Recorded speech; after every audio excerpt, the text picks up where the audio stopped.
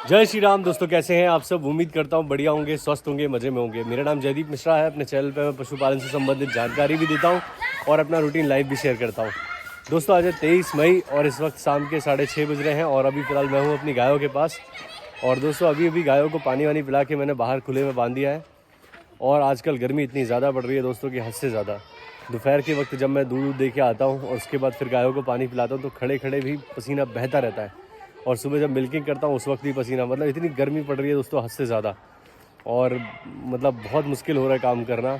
आप लोग भी जानते हैं कि गर्मी के मौसम में बहुत मुश्किल होता है दोस्तों। इतनी मेहनत है, बहुत मेहनत है, और साथ साथ में गर्मी ज़्यादा पड़े तो दिमाग ख़राब हो जाता है। लेकिन गायों के लिए एक चीज़ बहुत बढ़िया है यहाँ पे कि हमारा ये पेड़ है, इससे बहुत ज़्यादा राहत है। पहले दिनों ये थोड़ा सा पत्तियाँ झड़ गई थी तो थोड़ा खुली खुली जगह हो गई थी, मतलब धूप नहीं ज़्यादा रोक नहीं रहा था।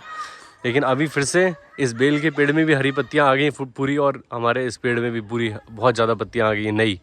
तो इससे छाया बढ़ गई है और बहुत ठंडक होती है। दोपहर में जब गाय यहाँ बनती है तो मैंने महसूस किया है कि इस जगह बाहर खुले के मुकाबले यहाँ पर बहुत अलग ही टेम्परेचर होता है, छाँव रहती है और गाय बढ़िया आराम से दोपहर काट लेती हैं। अगर ये पेड़ नहीं होता तो यहाँ मुश्किल था समय काट पाना, धूप में गर्मी में बहुत दिक्कत हो जाती। और कोई भी शेड, कोई भी कूलर, कोई भी फॉगर कुछ भी काम नहीं करता जो पेड़ की छाँ का असर रहता है। तो मैं तो ये कहना चाहूँगा आप सभी से कि अगर आप लोग डेयरी चलाते हैं और डेयरी का काम करना चाहते हैं, अपना डेयरी का शेड या जो भी डेयरी फार्म बनाते हैं आप, तो वहाँ पर पेड़ ज़रूर लगाएं और ऐसे फलदार छायादार वृक्ष लगाएं जो आज से 2-3 साल के अंदर बड़े होकर अच्छी छाया दें और कुछ फल भी दें जो आपके खाने के काम भी आएँ और गाय के भी, और छाया हमेशा बनी रहे। तो ये बहुत ज़्यादा ज़रूरी है। और हम लोग भी प्रयास करेंगे कि जहाँ नई जगह हम शिफ्ट होंगे अपनी नई डेयरी पे, वहाँ पर आसपास में, नाले के आसपास में जितने ज़्यादा हो सकें उतने ज़्यादा वृक्ष लगाएंगे। फलदार भी लगाएंगे, जैसे अपना मुनगा वगैरह हो गया, जासो जिसके कहते हैं हम, सेजन वगैरह कहते हैं। ऐसे पेड़ लगाएंगे ताकि जो उसकी पत्तियाँ भी बहुत अच्छी होती हैं।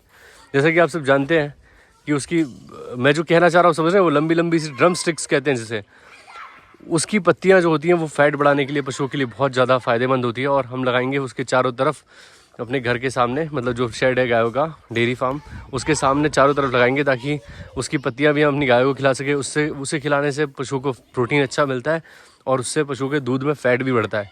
तो वो तो बहुत ज़्यादा लगाएंगे। साथ में कुछ और आम, कदम, फिर उसके बाद जितने भी जामुन वगैरह आसपास में ऐसे लगाएंगे पौधे ताकि छाया बने भविष्य में। और जो नाले की मिट्टी है वो बरसात में बहे ना, उसका कटाव ना हो। पेड़ों से कटाव रुकता है, सॉइल इरोजन जो होता है वो रुकता है। जड़ें पेड़ की मिट्टी पकड़ के रखती हैं। तो हमारे शेड के आसपास का नाले से अगर पानी भविष्य में बहता भी है तो अगर पेड़ रहेंगे तो उससे मिट्टी कटेगी नहीं, तो उससे भी काफ़ी सपोर्ट मिलेगा। तो पेड़ छाँव भी देगा, फल भी देगा, मिट्टी को कटने से रोकेगा और स्वच्छ हवा सब कुछ देगा। तो पेड़ बहुत अच्छी चीज़ है पशुपालन में दोस्तों। मैं तो कहूँगा कि हर डेयरी पे, हर जगह कोई फॉगर, कोई पंखा, कूलर काम नहीं करेगा जो पेड़ की छाँ करती है।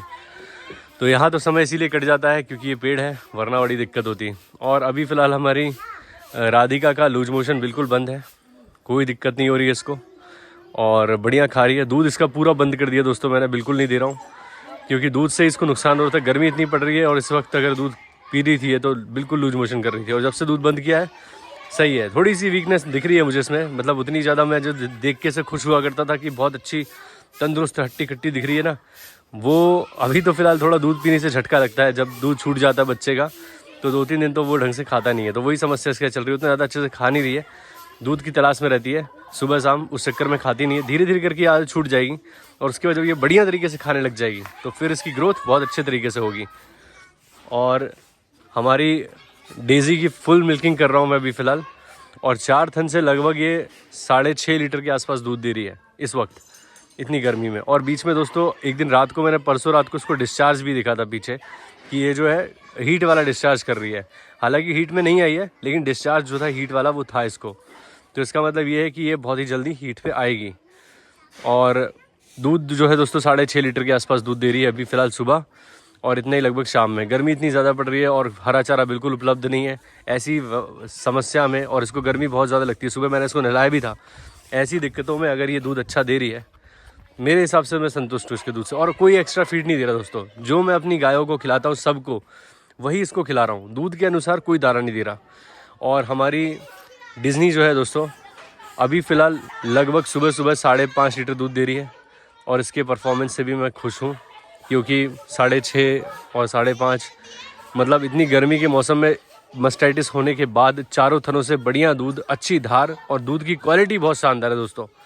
मैं बोलूँगा कि लाली के दूध से मैं इतना ज़्यादा संतुष्ट नहीं हूँ, लाली के दूध की क्वालिटी से इतना ज़्यादा खुश नहीं हूँ, इतना गाढ़ापन हमारी डिज्नी के थनों दूध से है। तो बहुत अच्छा गाढ़ा दूध है और एकदम बेहतरीन कलर है, तो मैं बहुत ज़्यादा इसके दूध से संतुष्ट हूँ। 5.5 लीटर सुबह देती है और लगभग 5.5 लीटर शाम देती है। गर्मी के मौसम में बिना किसी एक्स्ट्रा फीड के, सिर्फ भूसा खा के, बिना हरे चारे के अच्छा दूध मेंटेन करके रखी है, उस चीज़ से मैं खुश हूँ। और 14 लीटर तक के आसपास ने स्टार्टिंग में ब्याने पर दूध दिया था। 2 थनों से देती थी ये। सुबह सुबह में 3.5-4 लीटर के आसपास दूध देती थी 2 थनों जब ये ताज़ी ब्याई थी। और अब जबकि इसको ब्याए हुए लगभग 4 महीने हो चुके हैं और उसके बाद भी अगर ये 5.5 लीटर दूध दे रही है ऐसी गर्मी में, तो कोई बुरा नहीं है और ऐसा ही दूध पे चलती रहेगी, मुझे पूरी उम्मीद है। और लाली दूध सुबह देती है 5.5 लीटर दूध, तो इसके दूध से ही मैं खुश हूँ। बीच में कम हो गया था, बिल्कुल खा नहीं रही थी, अभी फ़िलहाल अच्छे से खा रही है, पर्याप्त खा रही है और बिना हरे चारे की गर्मी में अच्छा दूध दे रही है। तो मैं तीनों गायों के दूध के परफॉर्मेंस से खुश हूँ और बहुत ज़्यादा मतलब अच्छा दूध दे रही हैं अपनी हिसाब से, बिना एक्स्ट्रा फीड के। ना मैं दूध पे फोकस कर रहा हूँ कि भाई मुझे दूध उत्पादन ज़्यादा चाहिए, बस ये अपनी सानी कंप्लीट कर लेती हैं और दूध अच्छा देती हैं, खुशी से तो मैं बहुत ज़्यादा खुश हूँ। और अभी हमारी नंदिनी जो है, नंदिनी बढ़िया खा पी रही है और हेल्थ भी अच्छी होती जा रही है, सब कुछ बढ़िया चल रहा है, कोई समस्या की बात नहीं है। और आप लोगों के कमेंट देखे मैंने पिछले वीडियो पे, जो आप लोगों ने कमेंट किए हैं कि वहाँ पर फॉगर लगाइए या फिर कूलर लगाइए, तो मैं फॉगर का पता करूँगा दोस्तों। अगर हमारे यहाँ व्यवस्था हो जाती है, लगभग 5-6 हज़ार के अंदर अगर फॉगर लगता है और अगर वहाँ जाने के बाद मुझे समझ में आता है कि भाई बहुत ज़्यादा होती गर्मी, बिल्कुल पक्का होगी।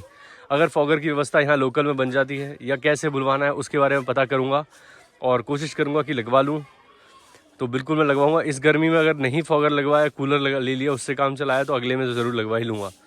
तो बिल्कुल मैं पूरी कोशिश करूँगा कि भाई फॉगर वगैरह लगाऊँ और गायों को गर्मी ना लगे, इस चीज़ के लिए प्रयास करूँगा। कूलर तो लेने का विचार पूरा है ही कि कूलर लेना ही है, क्योंकि उसके बगैर काम वहाँ चलने वाला नहीं है। या तो मैं अपने घर से उठा ले जाऊँगा अपने लिए और गायों के लिए एक नया ले लूँगा, जो कि डेजर्ट कूलर बढ़िया सा, जिससे हवा अच्छी फेंके और हमारी गायों को गर्मी ना लगे। तो ये व्यवस्था वहाँ करनी है। उसके बाद हमारे पड़ोस में वहाँ पर एक खेत है, तो जिस खेत में मतलब आधा 1 एकड़ के आसपास खेत है, तो उस खेत वाले जो भाई साहब हैं उनसे बात करूँगा मैं। अगर वो खेत हमें देते हैं ठेके से, तो मैं वहाँ लेके कोशिश करूँगा कि हरा चारा वगैरह लगाया जाए। इस सीज़न में तो फ़िलहाल लेट हो चुका हूँ ज्वार बाजरा लगाने के लिए, लेकिन कोशिश करूँगा कि आने वाले जैसे बरसीम वगैरह के टाइम पे, तो मैं पूरी कोशिश करूँगा कि भाई वहाँ पे लगाया जाए चारा, उनके ठेके से लेके। लगभग 5,000 के आसपास में, 5 से 10 हज़ार के आसपास में 1 एकड़ जगह आराम से साल भर के लिए मिल जाएगी। तो अगर इतना हो जाता है तो फिर हरे चारे का बहुत अच्छी व्यवस्था हो जाएगी। तो मैं प्रयास करूँगा कि ठेके से ज़मीन ली जाए और हरा चारा अपना उगाया जाए, क्योंकि यहाँ से तो मिल नहीं पा रहा है अभी फ़िलहाल। और इस बरसात में ये भी पता लग जाएगा कि हरा चारा जो पीछे जंगलों में होता है वो कितने दिन चलता है। एक बार सीज़न पे बरसात के शुरुआत होने के बाद कितने समय तक मेरी गायों के लिए पर्याप्त हो पाता है वो हरा चारा, उस हिसाब से भी आगे काम किया जाएगा। और एक कमेंट आया था कि आप खूंटे गाड़ेंगे, बाहर बांधने के लिए गायों को, वहाँ पर खूंटे की जगह टायर गाड़िएगा, क्योंकि खूंटे से दिक्कत रहती है। टायर अगर करते हैं तो वो अच्छे रहते हैं। तो मैं बिल्कुल आपके सजेशन को मानूंगा और वहाँ जाके कोशिश करूँगा कि टायर गाड़े जाएँ साइड में, ताकि उससे दिक्कत ना हो, पशुओं को लगे भी ना और कंफर्टेबल रहे। तो मैं कोशिश करूँगा वो टायर वाला बिल्कुल अच्छा आपने सजेशन दिया था। और एक सांप के लिए दिया था कि अगर सांप वगैरह हैं तो वहाँ पर एक वृक्ष लगा लीजिए। क्या नाम बताया तो उसका मुझे नहीं पता, शायद हमारे यहाँ नागफनी कहते हैं, कुछ ऐसे ही कुछ कहते हैं।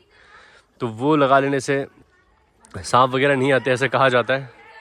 तो वो भी मैं कोशिश करूँगा कि उपलब्ध हो जाए, या फिर किसी नर्सरी से लेके आके लगा लूँगा। जो सारे उपाय होते हैं वो करने का प्रयास किया जाएगा, जिससे कुछ हो ना हो लेकिन हमारे मन की संतुष्टि तो रहे।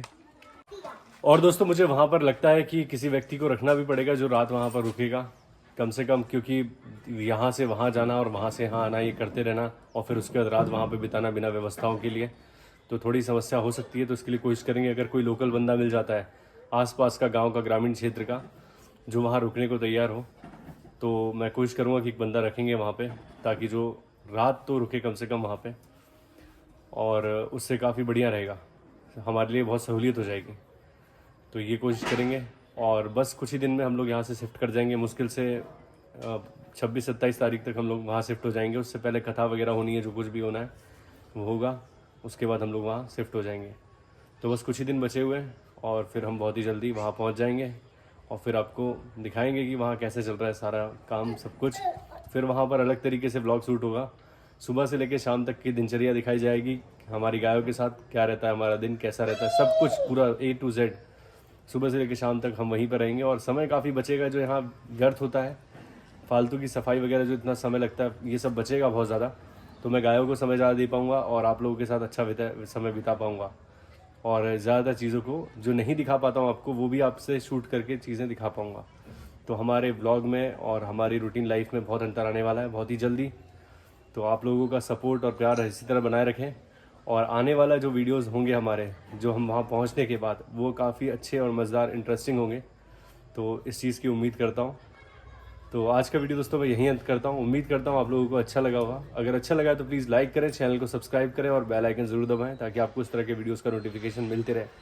और दोस्तों इंस्टाग्राम पे मुझे फॉलो कर लीजिए, जयदीप मिश्रा 13 के नाम से मेरी आईडी है।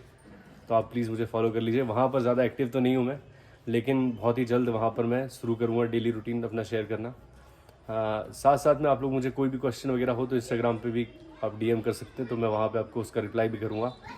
और होगा तो वहाँ पर रील्स के द्वारा या किसी तरीके से आप तक आपके सवालों के जवाब बिल्कुल पहुँचाने का प्रयास करूँगा।